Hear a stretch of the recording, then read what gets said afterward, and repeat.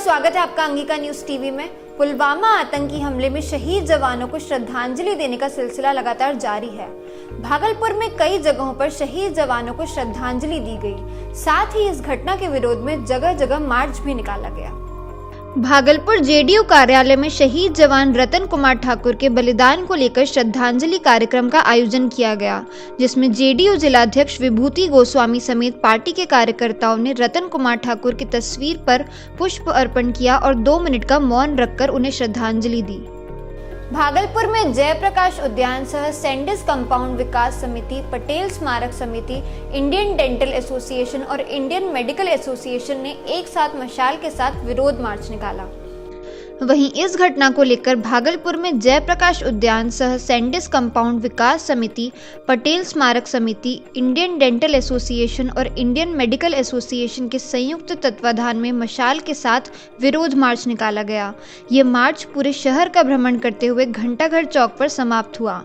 मार्च में शामिल लोगों ने पाकिस्तान विरोधी नारे लगाए और आतंकी संगठनों को समर्थन करने वाले पाकिस्तान के प्रधानमंत्री इमरान खान का पुतला फूंका। भागलपुर में बीजेपी कार्यकर्ताओं की ओर से भी इस आतंकवादी घटना के विरोध में एक कैंडल मार्च निकाला गया। भागलपुर में बीजेपी कार्यकर्ताओं की ओर से इस आतंकवादी घटना के विरोध में एक कैंडल मार्च निकाला गया। जिला अध्यक्ष रोहित पांडे के नेतृत्व में बीजेपी कार्यकर्ताओं ने कैंडल मार्च घंटाघर चौक से निकाला, जो शहीद भगत सिंह चौक पर जाकर समाप्त हुआ। बीजेपी कार्यकर्ताओं ने शहीद रतन कुमार ठाकुर सहित शहादत को प्राप्त शहीदों के समर्थन और पाकिस्तान के खिलाफ जमकर नारेबाजी की।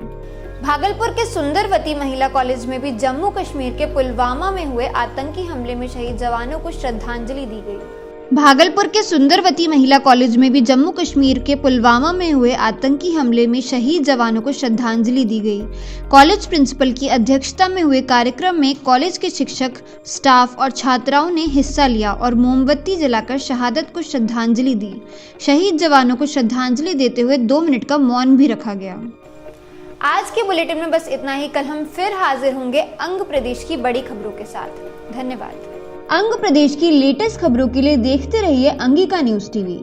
अंगिका न्यूज टीवी को फेसबुक पर लाइक और यूट्यूब पर सब्सक्राइब जरूर करें और इस वीडियो के पसंद आने पर शेयर भी करें।